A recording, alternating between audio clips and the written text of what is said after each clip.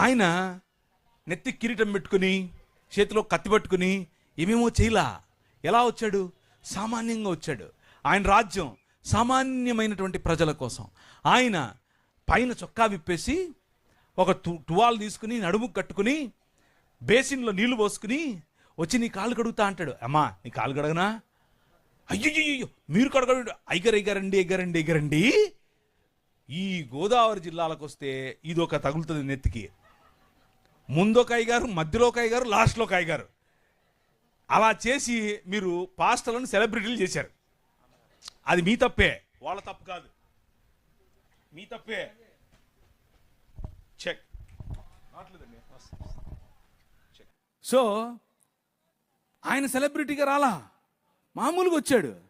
ఆయన ముందు ముగ్గురు వెనక ముగ్గురు గుండాలు లేరు, బౌన్సర్లు లేరు, మామూలుగా వచ్చాడు. ఎందుకయ్యన్ని అవసరం ఏంటి? ఒక్కడే తిరిగాడు. ఎందుకు తెలుసా?